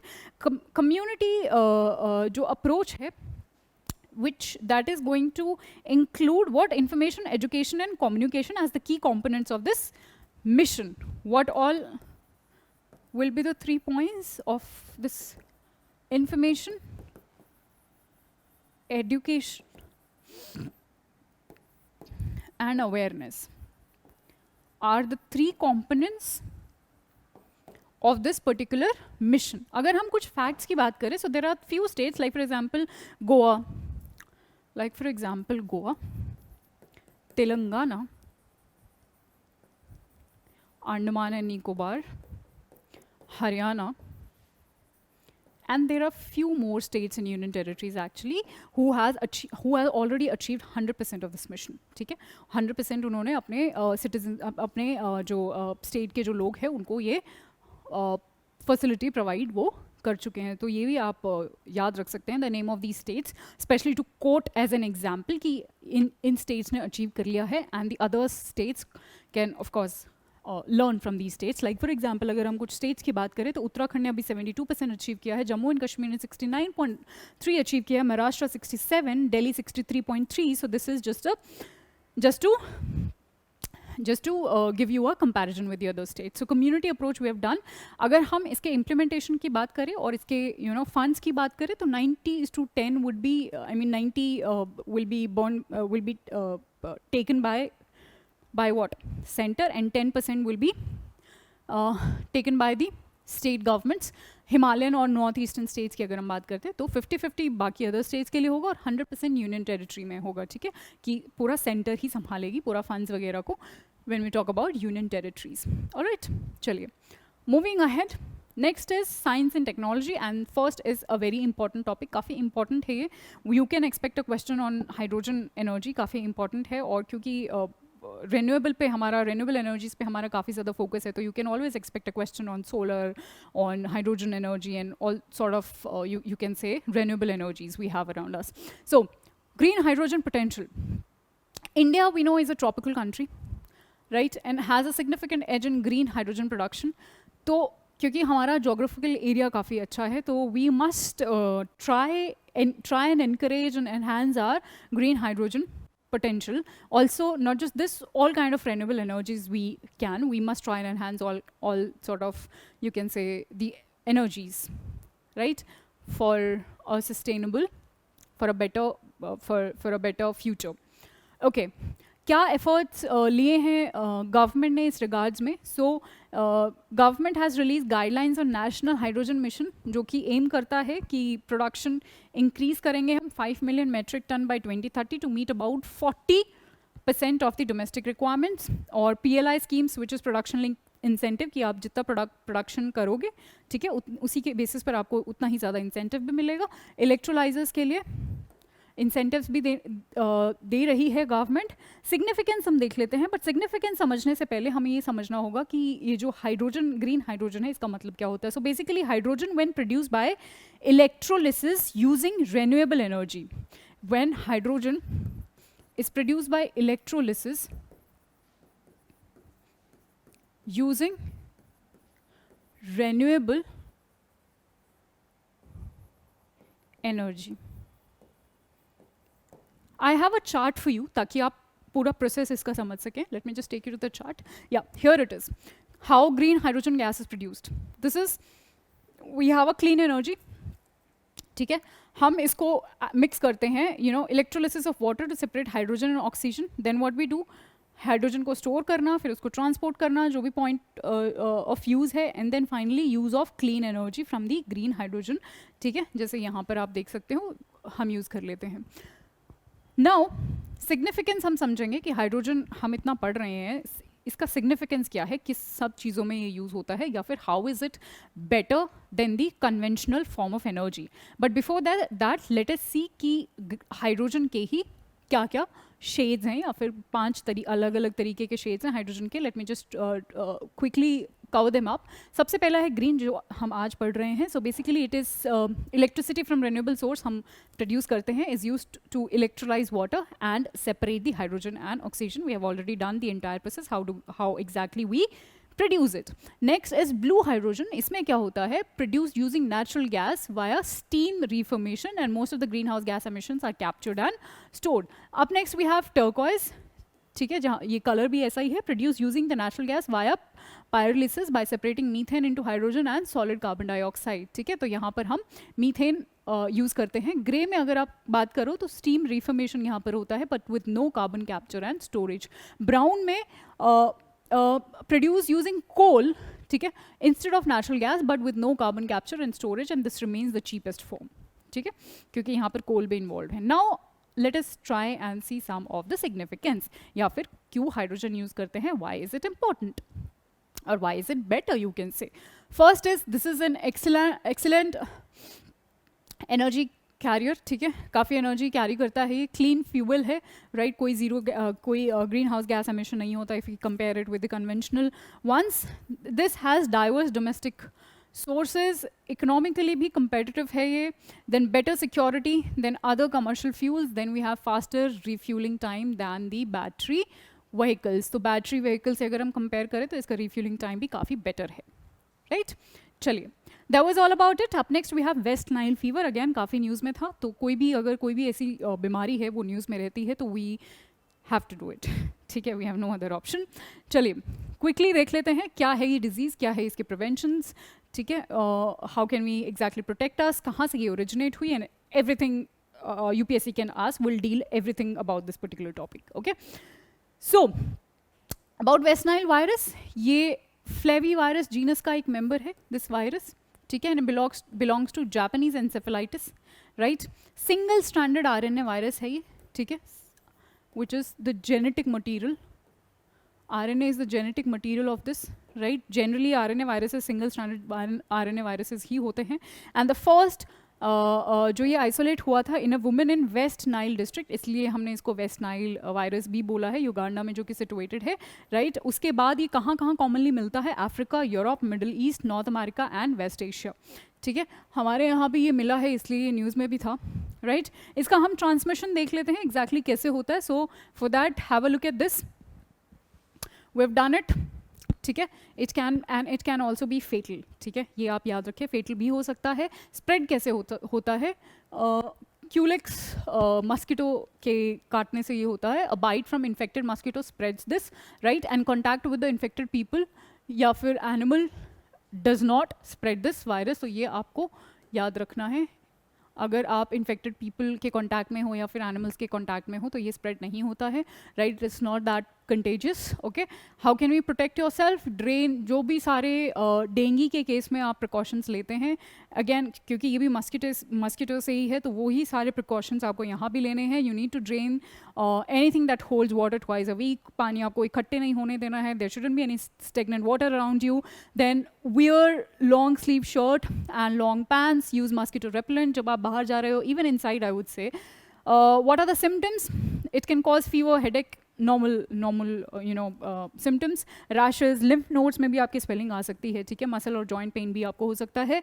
So this was about the symptoms. ठीक है, 20% infected जो लोग हैं, जितने भी infected लोग हैं उनमें से 20% ही बहुत ज़्यादा बीमार होते हैं. Less than 1% infected people get very sick.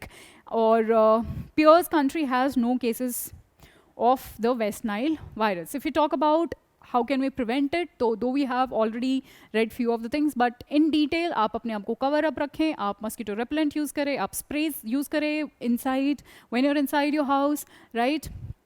And you can apply sort of protection, right? और standing water या stagnant water को avoid करें या फिर उसको ना रहने दें अपने आसपास. Make sure, ठीक है, not just around your house but around your community as well. And you can aware also people कि कैसे हम इस चीज़ को प्रिवेंट कर सकते हैं. Up next we have e waste. E waste के बारे में हम पढ़ते हैं. 60% ऑफ ई वेस्ट रिसाइकलिंग हम करने का सोच रहे हैं by 2023, but before that we must understand e waste होता क्या है. So a simple definition of e waste और electronic waste would suggest that e waste, and the term is used to describe what, old end of life या फिर discarded electronic appliances जो हैं उनको हम ई वेस्ट कहते हैं. क्या एग्जैक्टली क्या क्या आ सकता है इसमें? आपका स्क्रीन्स या फिर आपके कंप्यूटर्स की स्क्रीन्स, मॉनिटर्स, वो आ सकते हैं. आपके लैम्प्स हो सकते हैं. छोटे छोटे और भी जो इक्विपमेंट्स हैं, छोटे या बड़े, स्मॉल और large equipments comes under this. Small IT and telecommunication equipment या फिर टेम्परेचर के जो इक्विपमेंट्स होते हैं वो सब आते हैं इसमें. ठीक है, coming back to our slide. What are we trying to do, or what our government is trying to achieve is that consumer good companies and makers of electronic goods have to ensure that at least 60% जो है वो अपना recycle करे 2023 तक. और ये number भी हम इंक्रीज करने वाले हैं 2024 और 5 में 70 to 80 हम पहुँचाने का सोच रहे हैं. We are targeting this, right. If you talk about certain rules and laws which are related to e waste management, so there was a very famous rule called e-waste management rule of 2016, right? And India का जो पहला e-waste clinic है for segregation, processing and disposal of waste, that is situated in Bhopal, Madhya Pradesh, right? Some few more things since we have understood what are e-waste. Issue इसका यही है कि जितना हम generate कर रहे हैं उतना हम recycle नहीं कर पा रहे हैं. That's precisely the issue. Right? India का जो e-waste है generation is rising at a rate of 4 to 5%, which is huge. ठीक है? And problem यही है that we are unable to dismantle them properly. We are unable to recycle them properly. That's the problem, and that's what we are trying to solve. 70 to 80% by each year we're trying to solve it. What can be done? We can handle the e-waste in a scientific manner with the proper, but again we need a proper technology and the proper equipments to do that. Then we have and a proper know-how also, right? Proper disposal of all components that cannot be recycled. Then you have increased number of dismantling recycling units from the current, which is around 148. तो ये भी हमें increase करना पड़ेगा. Then only we can think of achieving our target by 2025, which is around 80%, right? चलिए. That was all about it. Up next we have India to import cheetah from South Africa and Namibia. ये चीज़ जो है काफ़ी news में है, काफ़ी time से news में है. You can expect a question either on this topic or mapping portion पे भी आपको ये आ सकता है कि where exactly Kuno Palpur is situated, या फिर हम कहाँ पर reintroduce कर रहे हैं, उन चीज़ों के बारे में भी, उन forests के बारे में भी आपसे question पूछा जा सकता है. The mapping portion I'm talking about, all right? तो actually we started this demand way back. Iran से हमने शुरू किया था. So we asked them, we requested them for cheetah reintroduction to our country, but they denied. They said, हमारे यहाँ काफ़ी already number कम हो रहा है, we can't really give you. ठीक है, then we requested South Africa. They finally agreed, and now we are reintroducing cheetah from South Africa to our country. ठीक है, all right. So और कहाँ पर हम इसको reintroduce कर रहे हैं? मध्य प्रदेश में, which is in Kuno National Park, right? Okay. Let's just see some of the facts regarding this. How many are we going to do? Are we going to reintroduce? 20. 8 from Namibia and 12 from South Africa. Then we have Kuno National Park, Madhya Pradesh में हम कर रहे हैं.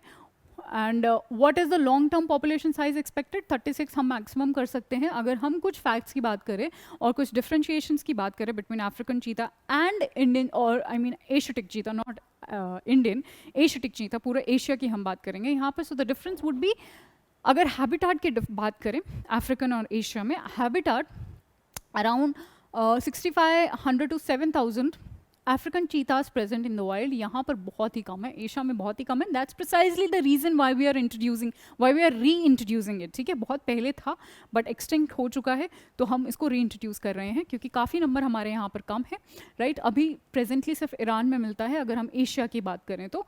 Now अगर if we talk about the physical features, African cheetahs are bigger in size as compared to Asiatic cheetahs. So Asiatic cheetahs are smaller in size. That's the physical differentiation between the two types. ठीक है, और अगर हम status की बात करें तो vulnerable status जो है वो अफ्रीकन चीता का है. वल्नरेबल क्योंकि दे बहुत ज़्यादा हैं वहाँ पर, और इसलिए हम वहाँ से रीइंट्रोड्यूस भी कर रहे हैं. If you talk about the status, the conservation status of, or the IUCN status of Asiatic cheetah, that would be endangered. ठीक है, because there are very less in number, as you can see. कहाँ 7,000 and कहाँ 100, so they are critically endangered. Sorry, not endangered, they're critically endangered, right? Chaliye, that was about this particular topic. Next topic belongs to the next subject, which is Qutub Minar, not a place of worship. Okay, Archaeological Survey of India, which is a body which comes under Ministry of Culture, 1861 में establish हुई थी, comes under Ministry of Culture, was founded by Cunningham, ठीक है, Alexander Cunningham, ठीक है. They have recently said that Qutub Minar complex is not a place of worship and its character cannot be changed now. ठीक है, this is what they have said. Actually एक plea दी गई थी, ठीक है, इस चीज़ को चैलेंज करने के लिए, but archaeological survey has given there this opinion. Archaeological survey of India के बारे में हम पढ़ चुके हैं, बट क्योंकि ये वर्शिप से रिलेटेड है तो प्लेसेस ऑफ वर्शिप एक्ट भी हम देख लेते हैं of 1991. So places of worship act 1991 को मैंने बहुत ही डिटेल में कवर किया हुआ in my previous lectures. If you want you can go and check it out, but here let me just briefly tell you what exactly 1991 का worship of places of worship act is all about. So Narasimha Rao की जब government थी तो उन्होंने partition के time पे decide किया कि जो भी ये स्ट्रक्चर्स हैं ना, जितने भी यू कैन से वर्शिप वाले जो प्लेसेस हैं, उनका कैरेक्टर क्या रहेगा, वेदर देल बी टेम्पल या मोस या जो भी कैरेक्टर रहेगा, हम उसको डिसाइड करते हैं. And for that they came up with a solution which was a date. The solution was in the form of a date. That date was 15th of August 1947. yes, our Independence Day. तो 15th August 1947 वो they came up with this date as a solution, and they said, the committee said कि इस दिन 1947 को 15th of August 1947 को जो structure temple है that will remain temple, and a structure which is masjid on this day will remain masjid और will remain mosque, और if there is a structure which is what gurudwara will remain gurudwara. तो इस दिन जो भी स्ट्रक्चर है वो वही रहेगा for ever. Yes, there were certain exceptions to it, not certain exception, there was one exception. Babri Masjid को एक एक्सेप्शन रखा गया था बिकॉज वो बहुत ही पॉलिटिकली मोटिवेटेड इशू था, और अभी ज्ञानवापी जो केस चल रहा है वो भी एक पॉलिटिकली मोटिवेटेड इशू है. Let's see, people are also trying कि उसको भी आप एक्सेप्शन केस में रख दीजिए और वहाँ भी मस्जिद की जगह मंदिर सा. तो that's a different topic, though I have covered it in my previous lecture. You can go and check it out. Okay, so this was about Places of Worship Act का एक brief इंट्रोडक्शन, ठीक है. अगर हम आमसर act की बात करें, AMASR stands for ancient monument and archaeological sites and remains act of 1958. What does this say? It provides for the preservation, जो नेशनल इंपॉर्टेंस के मॉन्यूमेंट्स या फिर स्ट्रक्चर्स हैं उनका प्रिजर्वेशन प्रोवाइड करता है this act of 1958, the AMASR act. See, this is we have already done. Revival of worship is not allowed where it is not practiced at the time of protection of monuments. This is what Archaeological Survey of India said. Since we were talking about certain these important sites, I thought to just quickly put a map and quickly revise the UNESCO World Heritage Sites, the important ones. Let's just quickly revise them. First we have आपको यहाँ पर ये चंडीगढ़ में आपको मिलेगा architectural work of Le Corbusier. Then you have Keoladeo National Park, Jantar Mantar Jaipur में आपको देखने को मिलेगा. दिल्ली की अगर हम बात करें, will see Qutub Minar, Red Fort and Humayun tomb. Rajasthan में there are certain forts, important forts जो कि आपको देखने को मिलेंगे, which comes under the UNESCO world heritage site, which is Jaisalmer fort, Chittorgarh fort, Kumbhalgarh fort, Ranthambore, Amer fort, right. Dholavira आपको देखने को मिलेगा जो कि हरप्पन सिटी है, again comes under the what World Heritage Site. Then Rani Ki Vav you will see in Gujarat, right. Then historical city of Ahmedabad is also a World Heritage City, or you can say site, right. Then Chhatrapati Shivaji Terminus भी आपको देखने को मिलेगा, which again comes under this. Victorian Gothic या फिर Arc Deco assembles भी आपको देखने को मिलेंगे मुंबई में जो कि हैं. Elephanta Caves is also part of it. Then you have churches and convents of Goa, groups and monuments of पदादक्कल, ठीक है. ग्रुप्स ऑफ या फिर हम्पी के जो भी मॉन्यूमेंट्स हैं वो. अगर हम फिर से नॉर्थ साइड में आएँ तो great Himalayan national park conservation आपको देखने को मिलेगा. उसके बाद उत्तराखंड में आपको नंदा देवी और वैली ऑफ फ्लावर्स देखने को मिलेगा, राइट. यहाँ पर सिक्किम में आपको काजीरंगा असम में आपको काजीरंगा नेशनल पार्क आपको देखने को मिलेगा, which again comes under world heritage site. फिर कंचनजंगा आपको सिक्किम में मिलेगा. मानस wild life sanctuary again belong to Assam, right. Then you will C Mahabodhi temple गया में आपको देखने को मिलेंगे. Archaeological sites of Nalanda, Mahavira, ये सब भी आपको देखने को मिलेंगे वेयर, बिहार में, ठीक है. तो ये कुछ है. फिर उसके बाद सुंदरबंस आपको देखने को मिलेगा where it is in West Bengal. Sun temple आपको देखने को मिलेगा in Odisha, which is in Konark, ठीक है. एंड तेलंगाना में कुछ टेम्पल्स मिलेंगे आपको. फिर महाबलीपुरम में कुछ मॉन्यूमेंट्स भी आपको देखने को मिलेंगे. Great living of Chola temples भी, और Western Ghats is also a part of it, right. These are some of these are that list. This is that list you can try to remember. चलिए आर्ट एंड कल्चर का next topic करते हैं, which is Tomar king Anangpal two, या फिर तोमार dynasty भी हम इसको बोलते हैं. इस डायनेस्टी के बारे में पढ़ेंगे, इस रूल के बारे किंग के बारे में भी पढ़ेंगे, थोड़ा सा जानेंगे. डायनेस्टी के बारे में जानना ज़्यादा ज़रूरी है. NMA, which is National Monument Authority, they have set up for the protection of preservation of monuments under the Ministry of Culture. They have planned कि हम इनका एक स्टैचू लगाते हैं somewhere in the central Delhi and developed it into a tourist spot. ठीक है, इनका statue लगाते हैं. तोमार डायनेस्टी के जो किंग थे इनका स्टैचू लगाते हैं और उसको एक टूरिस्ट स्पॉट डिक्लेयर करते हैं, ठीक है. इसलिए ये न्यूज़ में था. इन्होंने दिल्ली के ये फाउंडर है, ऐसा माना भी जाता है. So who is this? Anangpal two. ये तोमर डायनेस्टी के ही बिलोंग टू दिस डायनेस्टी, ठीक है. जो कि कहाँ पर ये डायनेस्टी आपको मिलेगी? प्रेजेंट डे जो दिल्ली हरियाणा वाला रीजन है उस रीजन में. Let me just take you to the map. हाँ जी, so this area you can see, ठीक है. यहाँ पर ये आपको देखने को मिलेगा. उसके अलावा आप देख सकते हैं there are very, this is an important map. बहुत सारे इंपॉर्टेंट डायनेस्टीज आपको देखने को मिलेंगे from you know the medieval period, ठीक है.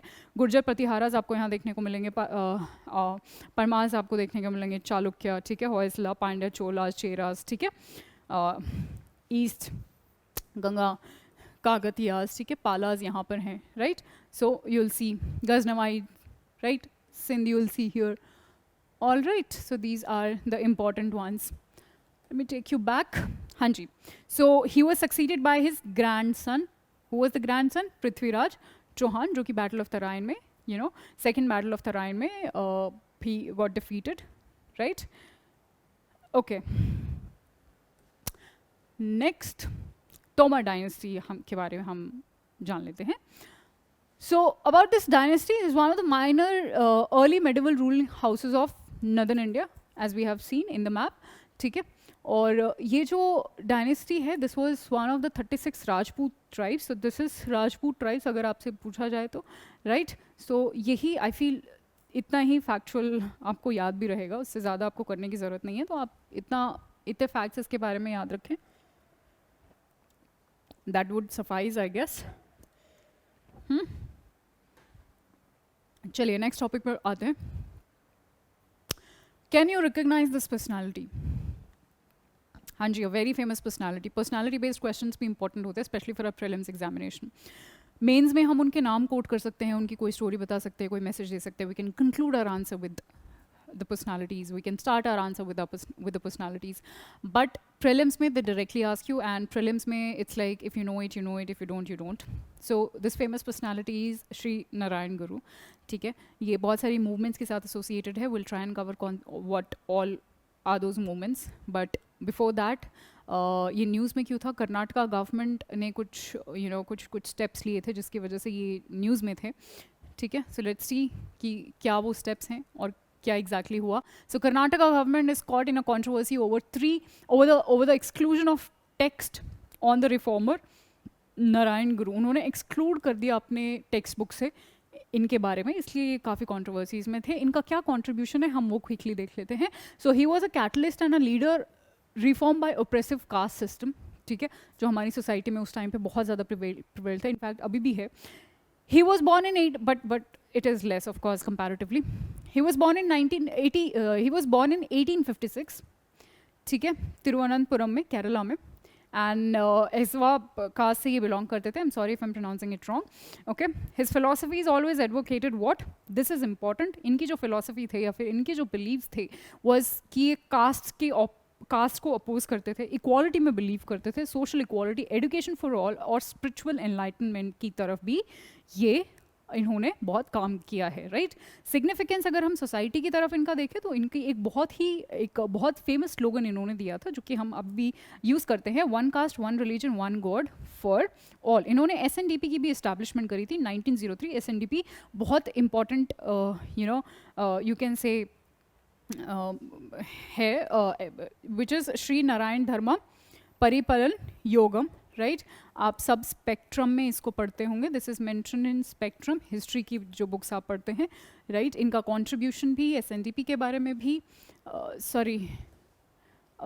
या नेक्स्ट वी हैव, अगर हम नेशनल मूवमेंट की बात करें, नेशनल मूवमेंट में इनका क्या कंट्रीब्यूशन था, तो he was in the four front of which movement for universal temple entry, ठीक है. केरला के रिगार्डिंग आप ये पढ़ते होंगे, राइट. हिस्ट्री में, हिस्ट्री बुक्स में केरला के रिगार्डिंग दिस वाज गिवन, तो he was part of it. He provided the impetus for Viacom agitation also, right. इनकी अगर फिलोसफीज की बात करें तो अद्वैत वेदांता इनकी फिलोसफी थी. Advaita Vedanta is non dualism, right. So this were some of his philosophies, and he also founded the Advait Ashram at Aloha, right. So hanji, that was all about today's lecture. I hope it was really helpful to you. We'll keep coming up with such lectures. Till then, stay tuned. Thank you so much.